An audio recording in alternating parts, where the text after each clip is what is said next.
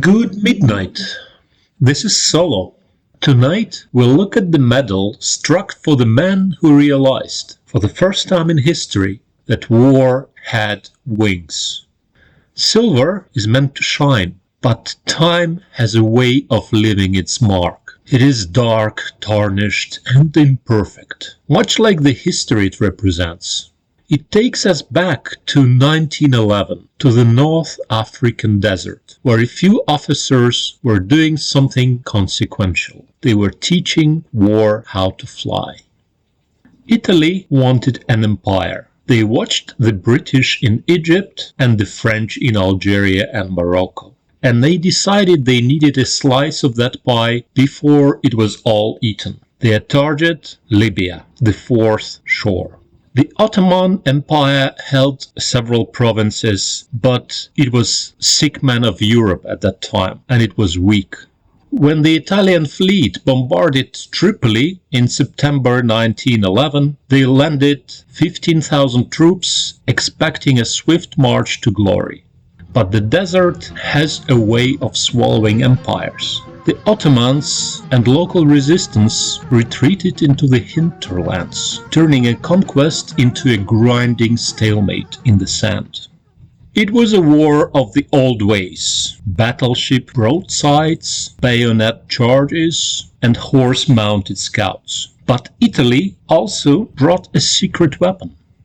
To commemorate the struggle, the Kingdom of Italy struck this: 32 millimeters of silvered bronze.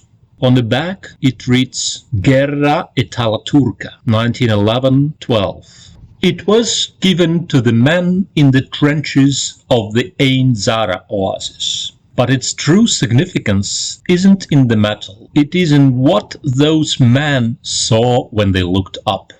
October 23rd, 1911. Captain Carla Piazza flies a Blériot 11 over Turkish lines. It is the first time a human uses an engine to spy on the empire from the air. Then, on November the 1st, Lieutenant Giulio Gavotti climbs into his Etrich Taube, a machine that looks like a Leonardo da Vinci drawing. Essentially an oversized kite with a motor. He isn't a bomber pilot. There is no such thing yet. He is just a scout. But Gavotti has initiative. On his lap is a padded leather bag with 4 Cipelli grenades, each the size of a grapefruit. He flies with one hand while screwing in detonators with the other. He pulls the pins with his teeth. He leans out into the rush of the desert air and lets them go. He watches them fall for seconds that feels like hours, until a small, dark cloud appears in the center of the Turkish camp. The official war ended in 1912 with Turkish Empire capitulating. But for Libya, the resistance never stopped. The medals were renamed, there were no more years on them, they were simply reading Libya. The war went on and on and on. But the technology we learned in 1912 grew teeth. By the 1920s, the fragile kites were replaced by heavy bombers. The hand-tossed grenades became mustard gas. Under General Graziani, the pacification of Libya became an industrial slaughter managed from the clouds. Pilots could no longer hear the screams over the roar of their engines. Concentration camps followed. It is a part of history we prefer to forget. Today, in 2026, soldiers look at the sky and see something different. Just like the soldiers in the Libyan desert, over a century ago they see that war can fly.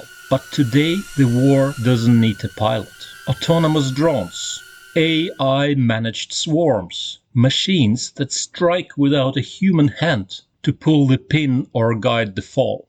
We taught war to fly in 1911. What are we going to teach it to do next? This was Solo. I make these videos for you, so please subscribe to stay connected. See you next midnight.